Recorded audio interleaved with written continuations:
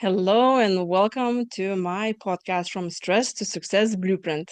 And I'm your host, Lolita Goren.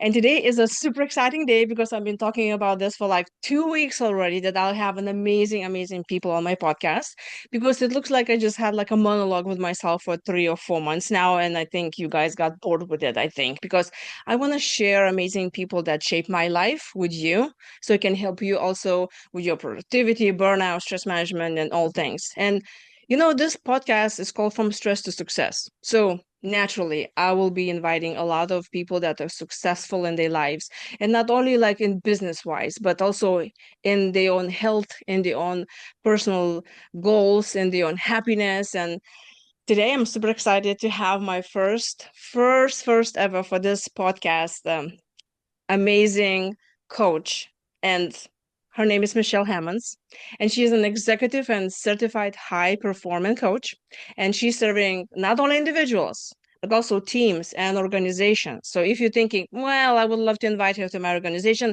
good, because she can do that too.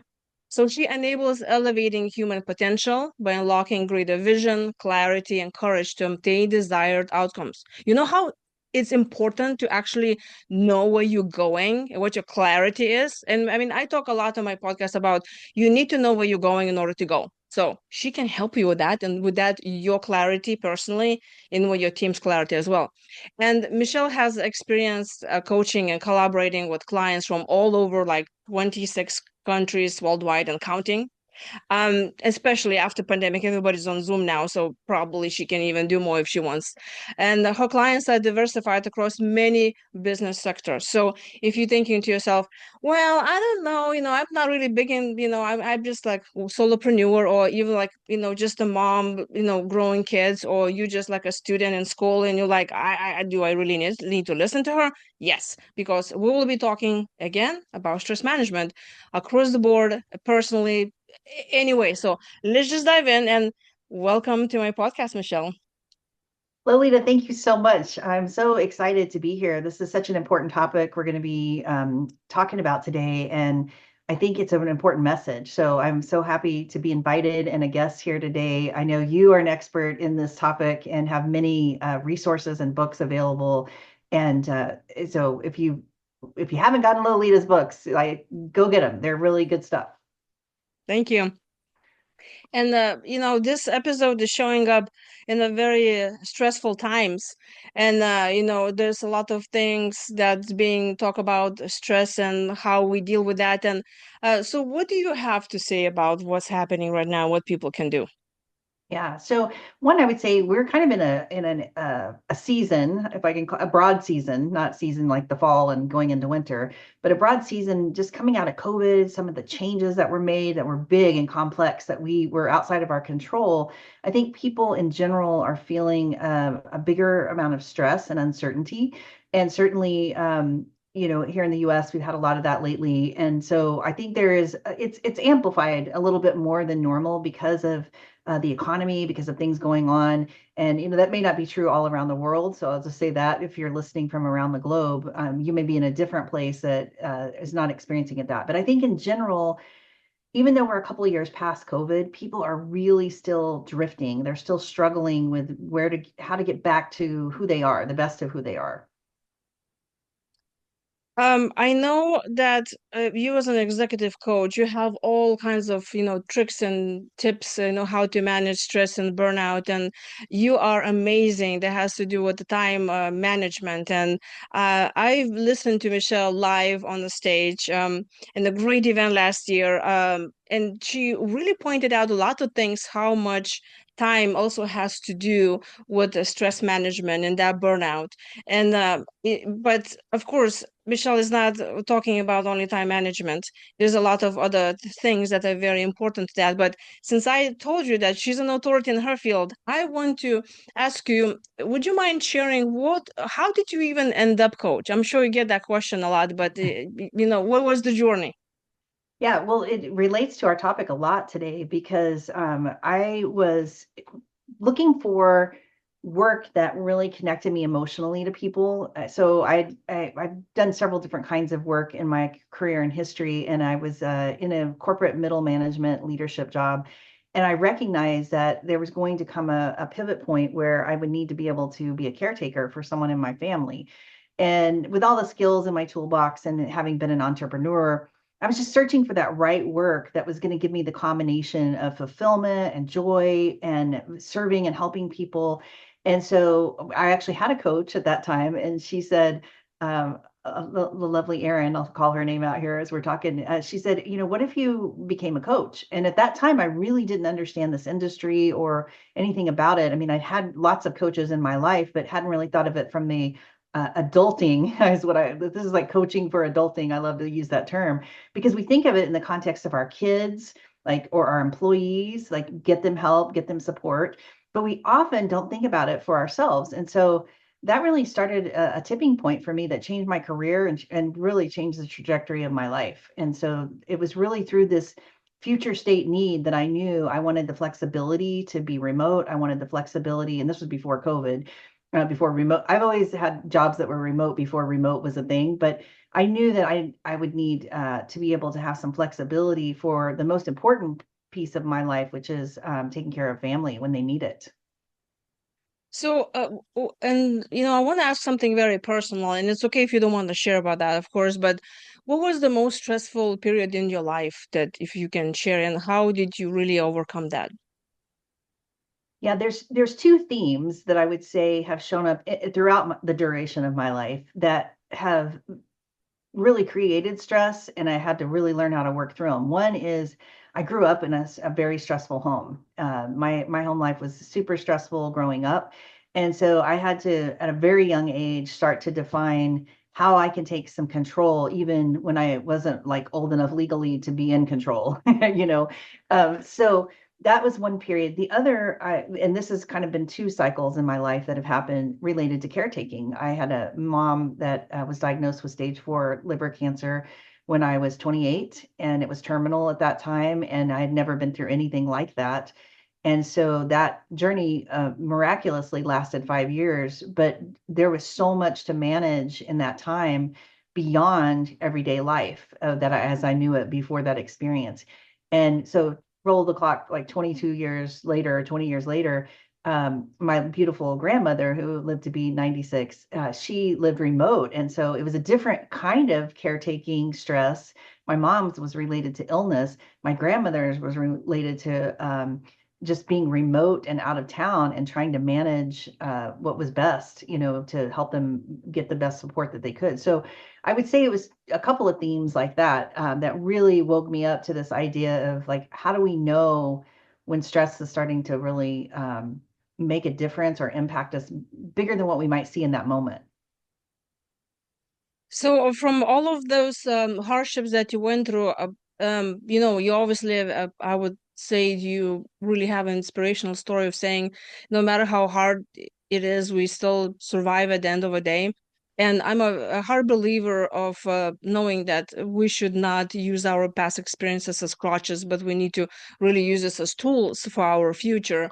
And so, when you look back and you think through all of those hard times that you went through, what is that few things you think it taught you to be a stronger a leader, stronger woman, and just stronger human that you can inspire others? Well, there's a couple of things. You have to really get clear on what's within your control and what sits outside your control.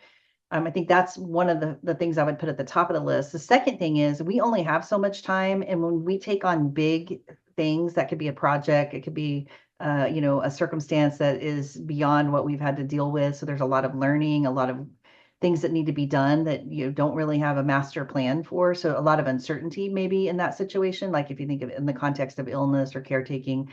Um, so I think learning how to manage time and recognizing that some of the stress and pressure that we feel, it always relates to this time that we have. And when our schedule, and believe me, my schedule has not been perfect for years, it gets overloaded with things. And then it's like, how do you filter and sort through that so that you can kind of keep, I won't use the word work-life balance, but so that you can kind of take care of everything that needs to be taken care of, because there are going to be seasons that you're going to get out of balance, and it's almost impossible to control some of the conditions. if they're outside your control. I mean, it's always impossible. But if it's within your control, then it's like, okay, how do we take our time and make the most effective balance of what we have to work with, right? It's a different kind of way to look at it. When you were growing up, did you have someone in your life that was really teaching you how to manage your stress?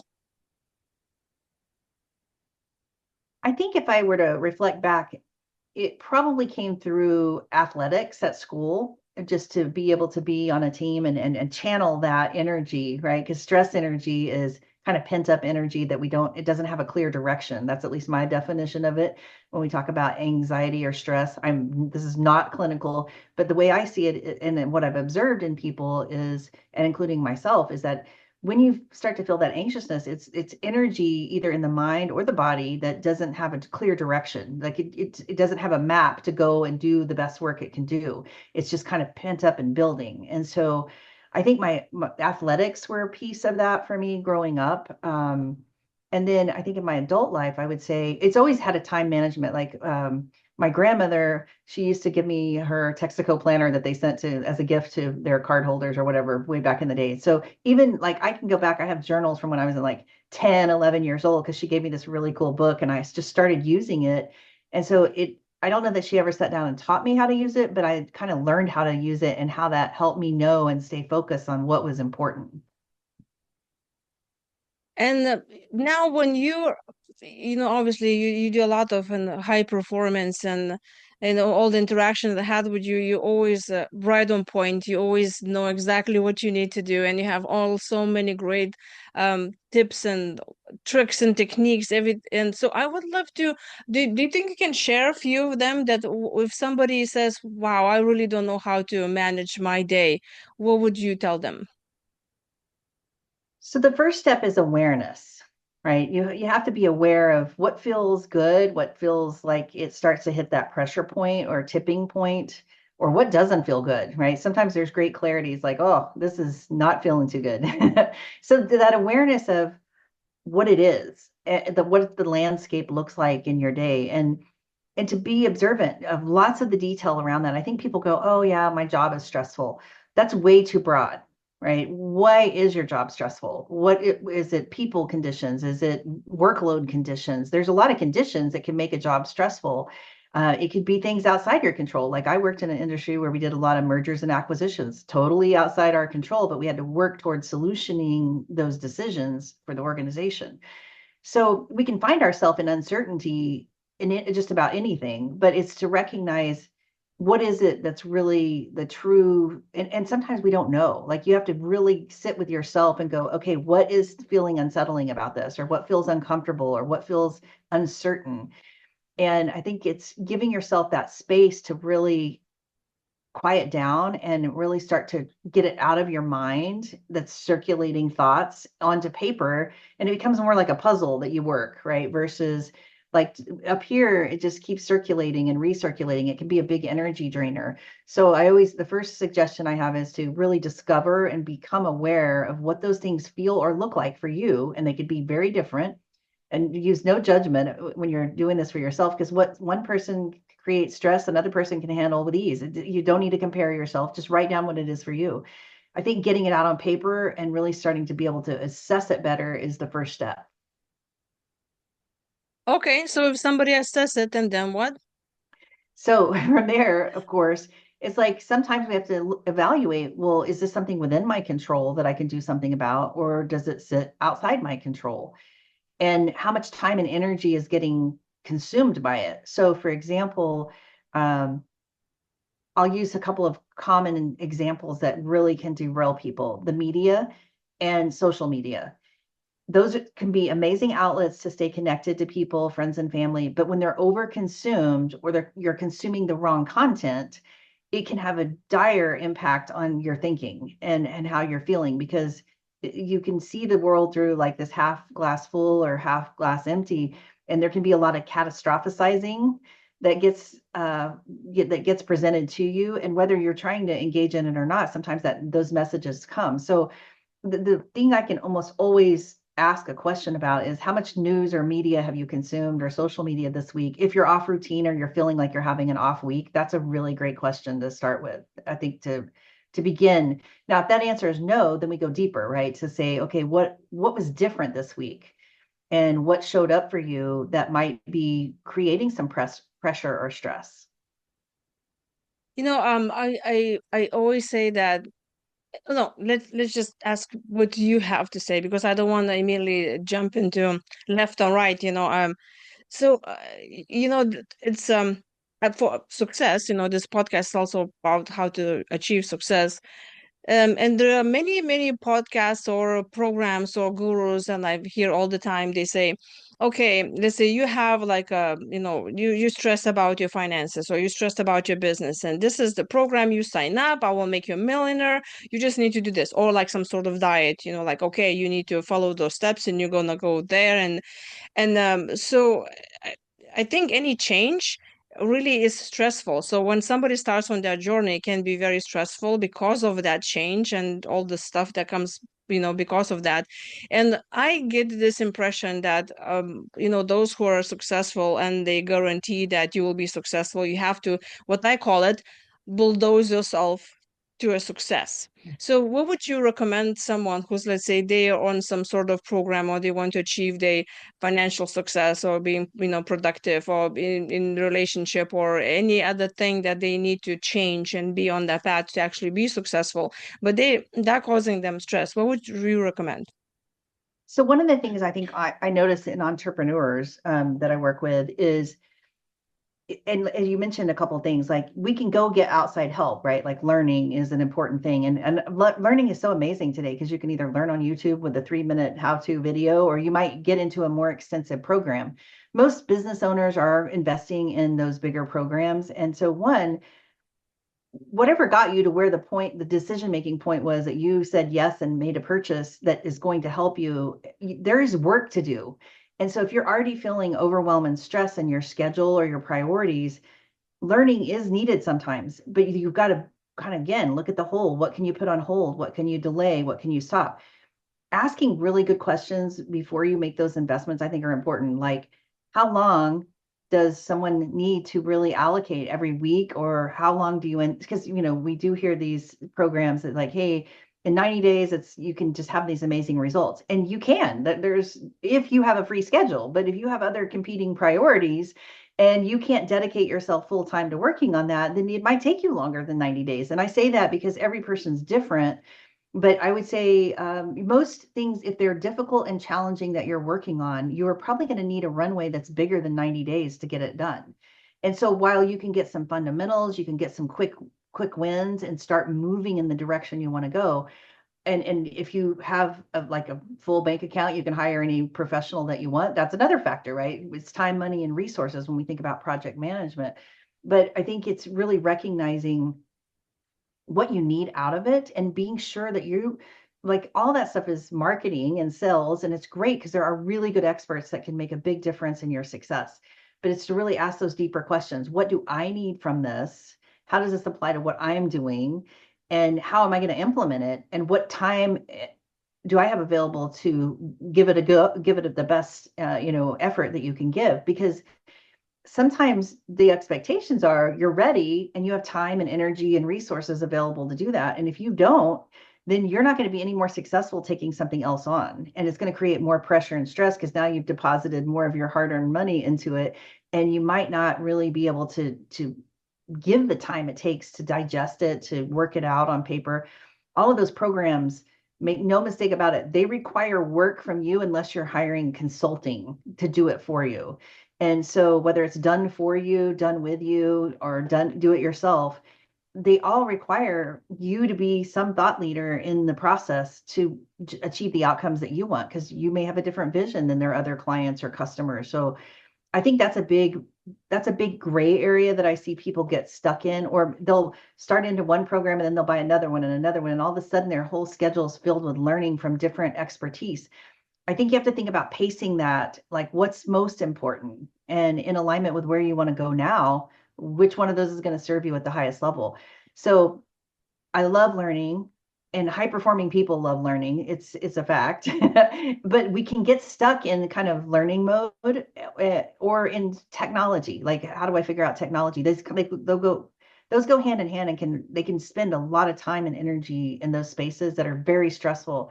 I always like to remind people these are disciplines. People go get, degrees in these marketing and sales and technology, information technology. So if you have been this person that has expertise in one domain, just don't sign yourself up for learning two or three more on top of it, because those are long learning cycles generally to become an expert at those things. But you can invest in programs that help you definitely accelerate your results, but you've got to have the time and energy to really put toward it, or it's going to create more stress on you. I am so agreeing with you. This is I'm thank you for pointing this out. And now I'm thinking to myself, oh my God, how many programs did I sign up? Especially when they say, "Oh, you can do all of this," but then I realized during this program, oh shoot, I need to learn something else. And then I want to, I want to perform, I want to be successful. Then I just go in and I sign up for something else. And I also noticed there are so many programs that I just drop in the middle of a program, like maybe 60, 80% into that, and I just kind of like leave that. And I want to talk a little bit about procrastination. Um, what is procrastination? Do you, you see you are a high performance coach, so I would assume you do not procrastinate because you have to be very high performance and you are a coach. So I'm assuming you got it down. What's your approach about? What do you think about that? Yeah, so I'm human.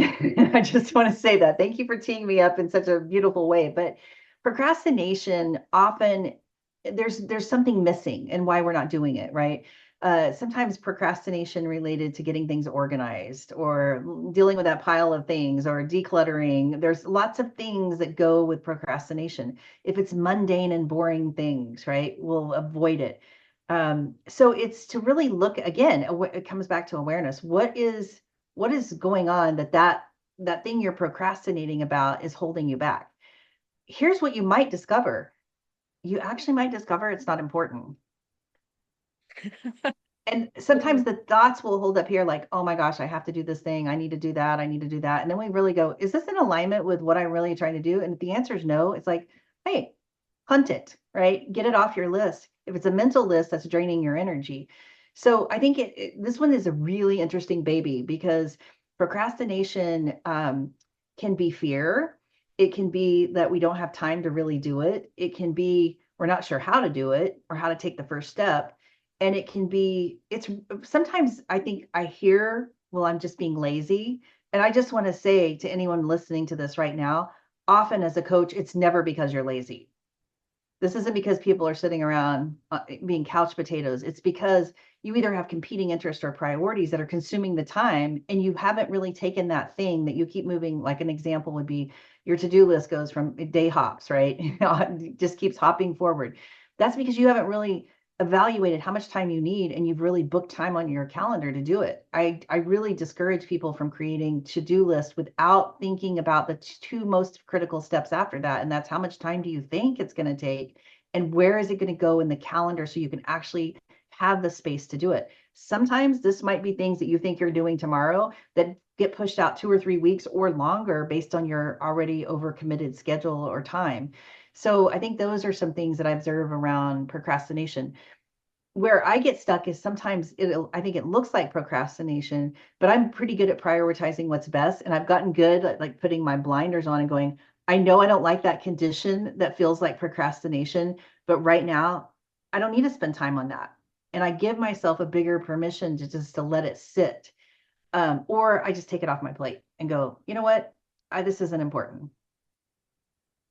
Oh, I love that. I love how you pointed out that the many, well, not many, but it depends, of course, on the person, that there are some things that we think we need to do. And I think there's so much of that has to do with the loyalty to our previous plans, loyalty to our family, to family values, family goals, and especially if somebody grew up and the parents being entrepreneurs, then somebody can say, you know what, I have to keep on carry on to be successful, because if I'm not successful, then I'm breaking that loyalty. Also, there are lots of people I notice in my life that they have, if they may keep a promise, like they don't want to break it. So then they have this loyalty towards that, and even if it's actually hurting them. And so I love that you pointed out, because when somebody is procrastinating about something, and I do that a lot with a lot of things. Yeah, I do a lot of everything, I guess. But there was this one thing I read, that really pointed out to me why procrastination also could be happening, because I realized that I was afraid of success. So it's like, okay, if I am afraid that people are going to see me the way I am, because in my childhood I was just pretty much not appreciative of what I was doing, or somebody may grow up in a family with their siblings where the parents said, "Oh, do not run that fast because you always need to run the same speed as your siblings." Then somebody will think, okay, well, if my siblings now as an adult they're not successful, I don't want to be successful, because then I'll be abandoning and breaking that loyalty. Or somebody maybe will be punished when they were a child, that they had good, like they were running very fast. This is just, I'm just saying as an example. And so they're afraid even to complete anything they're doing, because they're afraid that they will be punished for that success. So if somebody is afraid of success, what recommendation you can give them? Yeah, so I work with a lot of high level artists and creatives, and creatives being performance related, artistic, singer, songwriter, those kind of artists, but then also like process engineers, and there's artistry in that, right? There's art, like I believe everyone's creative. So sometimes I think there's a deeper rooted creativity insecurity. So fear really shows up in the space. And I think it's true for most of us, right? There can be a real fear of success. Like, what's going to happen if I actually make it there? Or if I actually achieve that level of financial wealth, or if I achieve that level of visibility, right? Whatever those things might be around the fear, they're very real, because there's next steps, right? That you have to manage every time you hit a new level of success that you haven't been before, there's going to be new expectations, new tasks, new considerations, new things that you're going to have to do. And so that fear of unknown, future unknown, I think is tied to the future success, but it's also kind of walking it out. And so I think when you experience those kind of fears, it's to say, has someone done this before? Is someone good at this? Right? Because if they're good at it, I can probably be good at it too, right? To kind of normalize it. And then also it's like, are there people that can help me in that path? Well, there probably are. Maybe I don't know them yet, right? So maybe I don't know, if I get to a certain level of wealth, how to manage that. And I need a new advisor, right? Or I need new guidance, so that I protect it, that I keep it, that I do the best things I want to do in the world with it. Or when we elevate visibility, right? Because sometimes creative people, they stay in the shadows a little bit, and I'm just calling out creative beings because they just stand out to me in this area. But all of us have this inherently. It's to recognize you are made unique. This is probably the most important part about each and every one of us, is that we are each uniquely made by demonstration of our fingerprints. I always like to say that they walk around with you everywhere. Just if you have any doubts, out of the 8 billion people, you are crafted uniquely, one of a kind. You are like a masterpiece of art that someone created of you, right? And so we can attach all these things, like I don't know what my peers will think, or my siblings will think, or my coworker, or my business, or my employer, right? There's all these things that you can just, it's like a pin the tail on the donkey game. We just stick all these things on us with Velcro, right? And like, to get through the fear, we have to really just be clear that we got to just keep moving, right? Sometimes we don't know the next step. And only when you take the next action step does it get revealed what's going to happen. Like, if you think about your whole span of life, one of the things I reflect on is, you know, there's been times in my life I have lots of financial freedom, and I had lots of time. And I go back and look at those times, and I'm like, why didn't I do these things then, when I had all the time and all the resources to do it? But see, it wasn't a thought. It was, I hadn't walked through the next thing I needed to experience to get me there. That's true for all of us.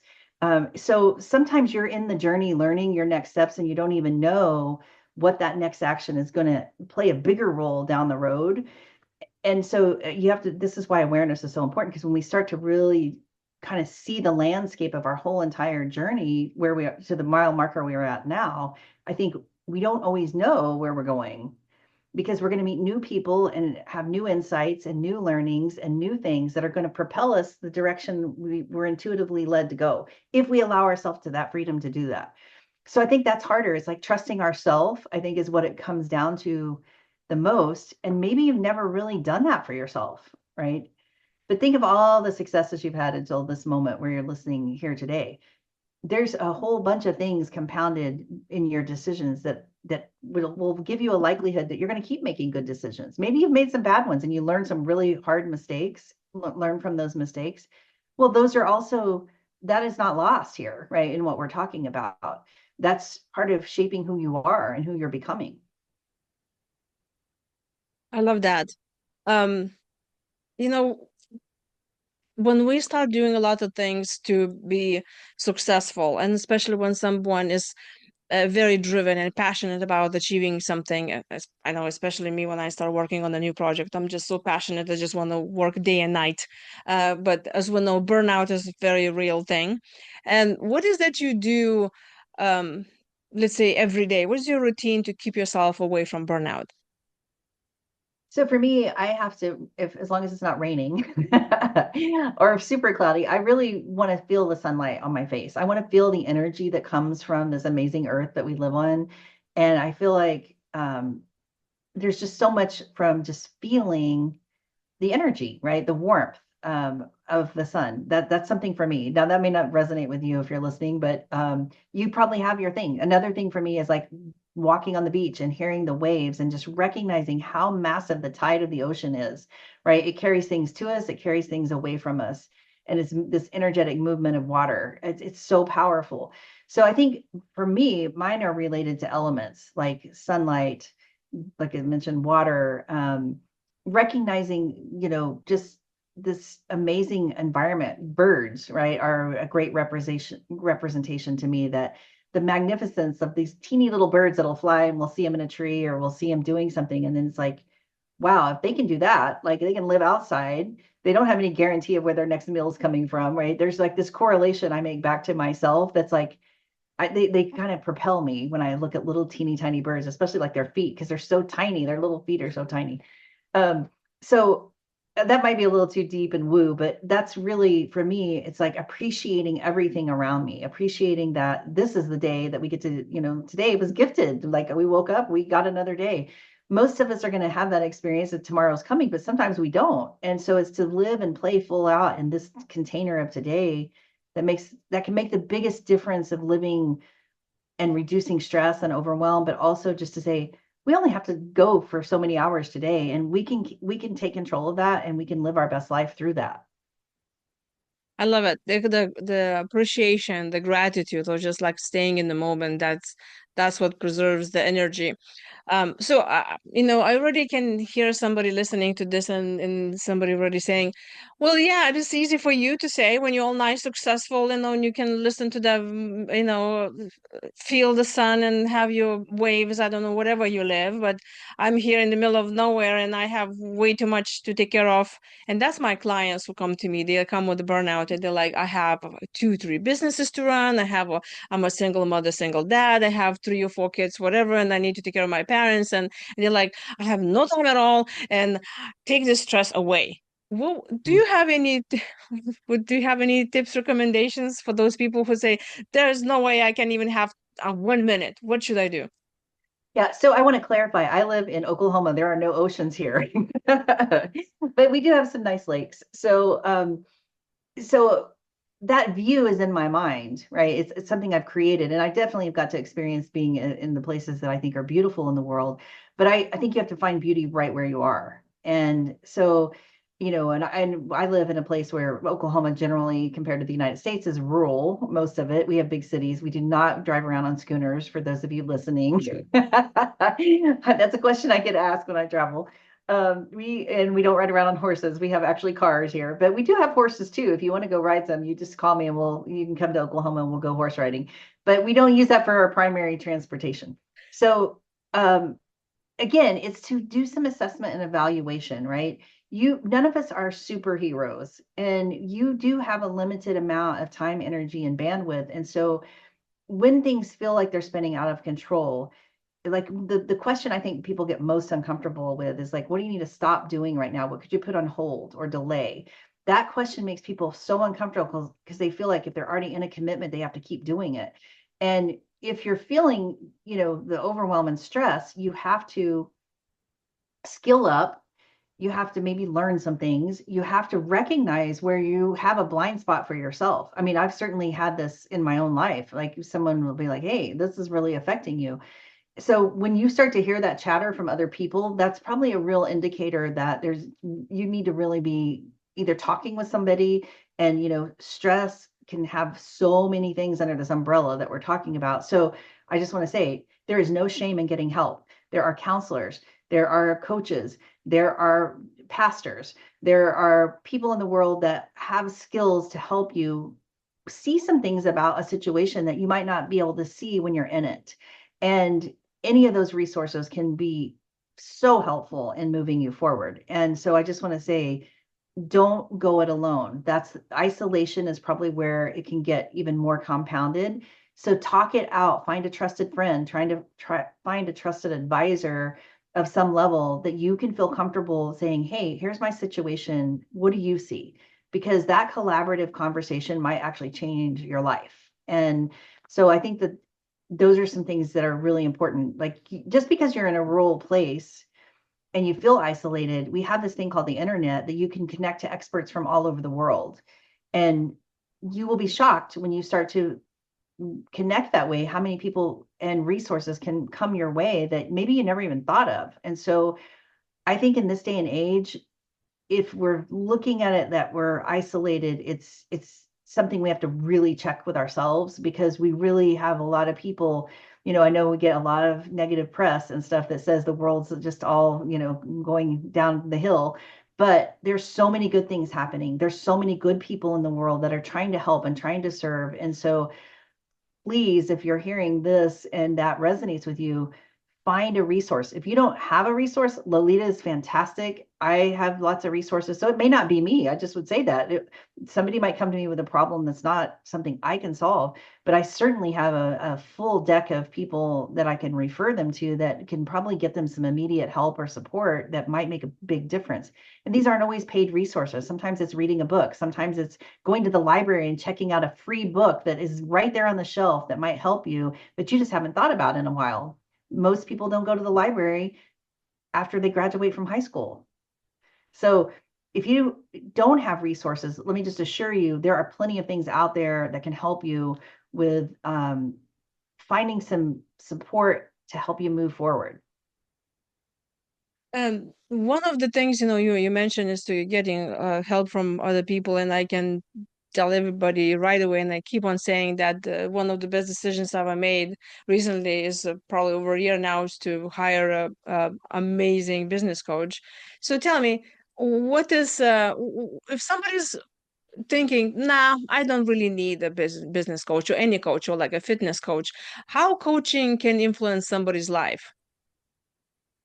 Well, I think if we look at the highest performers in the world, so most of us are familiar with things like the Olympics or, your choice of sport where people are at the top of their game, whether it's golf or NASCAR or whatever, women's softball, whatever it might be, right? None of those players or none of those people that are participants in those kind of activities are going at it alone. They have support around them from a team. They have support around them from a coaching perspective. They may have multiple kinds of support.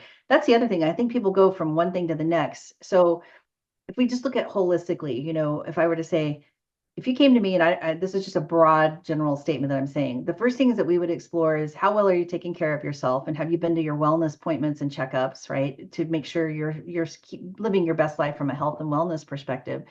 Then we look at financial, right? Because hey, let's Rita Davenport from Arbonne once said, she was the former CEO of Arbonne. She said, yeah, money is not the most important thing, but it's kind of like oxygen. You need a certain amount of it to survive. And I love that, because it's like, let's not be dismissive about that, because it is important. But what level of it's important to you is important to understand. Then relationships, right? when we feel more fulfilled and joy, nobody at the end of their legacy life that we've ever attended a life service for or memorial service or funeral, they say, and here's all these other things, right? It's always about the people in their life and the things that they connected to. So being connected, I think, is a really key theme because when you're isolated, you're not connected at all. So you're having to live with your own thoughts, your own ideas. You're trying to solution everything yourself. When one person can just unlock that next level and just open a portal or a door that just says, hey, there's another way here. Have you thought about this?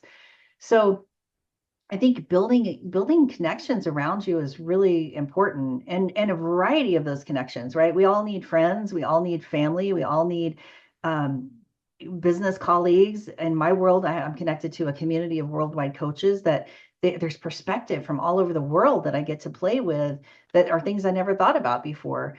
So the more you broaden that connection, the more possibility that's in it, I think. And I think those are a couple of things I would call out. And for those who are listening in and they thinking to themselves, well, gosh, but that's so easy for you to say, I have, barely few real friends and I have this family I'm living or in the neighborhood and whatever. I love that you pointed out we have this thing called internet these days. And we don't have to go and tell all our village and all the friends that now we belonging to some group on Instagram or Facebook or internet, whatever, where you can get that support, where somebody can hear you out.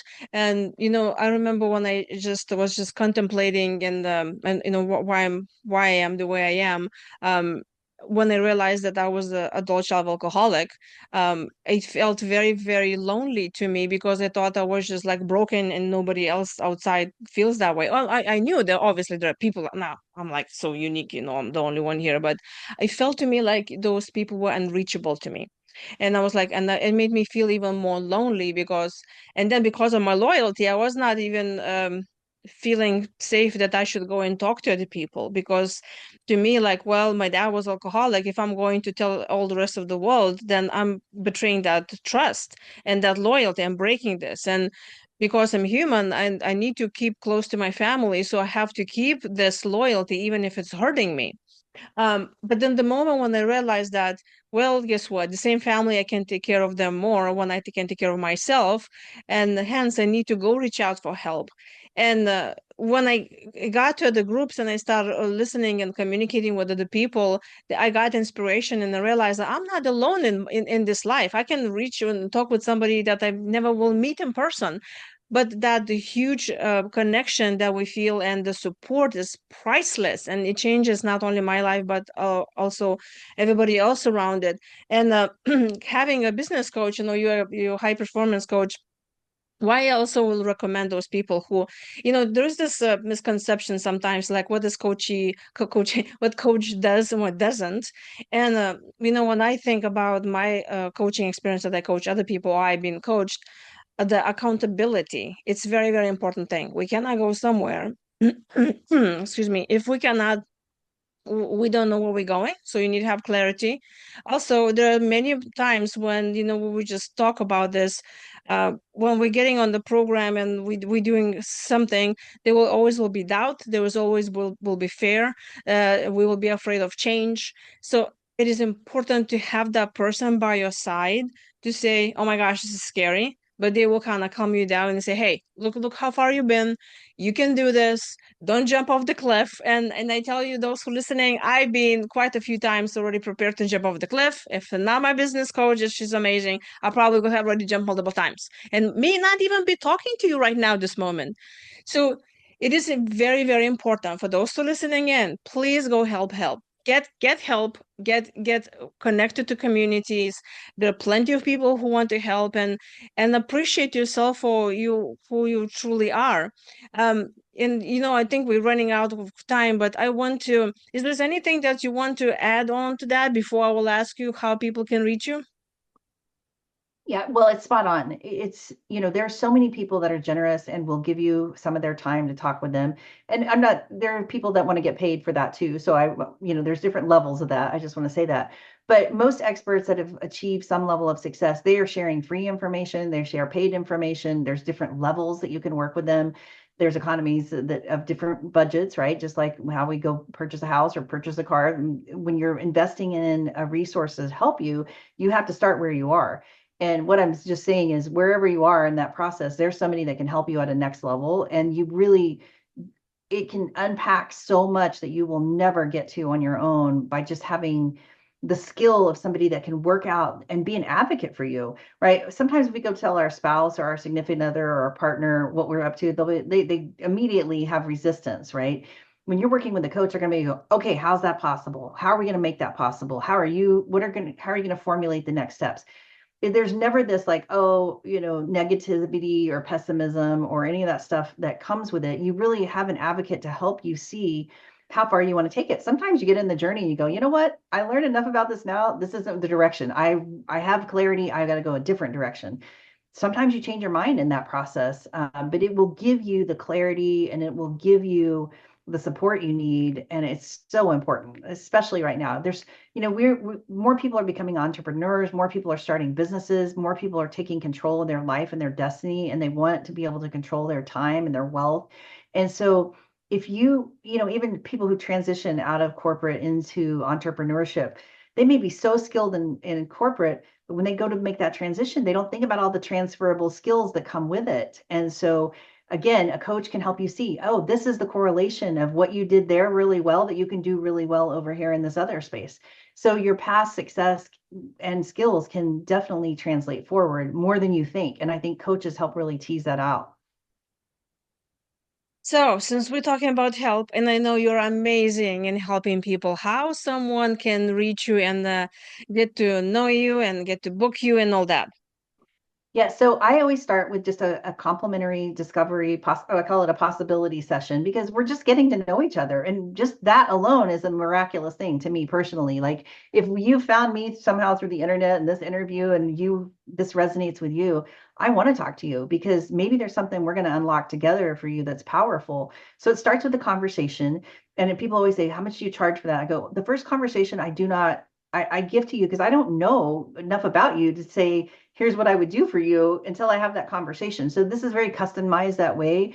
So don't feel hesitant in booking the call because you're probably going to get some insights even just from our conversation that are going to help you. And so that's the first step. And then I do have programs where you can join and get support for a variety of things, including anywhere from just membership to VIP one-on-one coaching. And so I try to meet you where you are, and we have things that we can introduce if you're the right person for me. And if not, I'm happy to refer you on to someone else because I may not be an expert at what you need help in, but I know a ton of people that might be able to help you. So I would say just take the first step of courage and just book the call. So, where is that on your website that people can go to book that call? Yes, and I can provide you the link to the calendar that I have available. So for sure, yeah, they can just connect with me and you can send me an email, you can send me a text. Any way you want to get a hold of me, we will get on a call. Just find me on my website, which is creativityplaybook.com, and you can connect there. But certainly you can call me. My phone number's there, my email's there. Just whatever method works for you. We have so many ways to communicate today. Just find the one that works for you and get a hold of me. Yay. Well, thank you so much, Michelle, for coming and talking about stress. And I already know a few things that me being a stress management expert, as I call myself, you pointed out some things that I was like, wow, never thought about that. So I am truly so thankful that you spent the whole hour with us and gave great ideas. And those who are listening in, please connect with Michelle. She's amazing and she can give you so much value that you will be surprised. So thank you so much, Michelle, for coming. Thank you for having me. I appreciate the opportunity to talk about such an important conversation topic that affects so many people. So thank you for highlighting and showcasing it.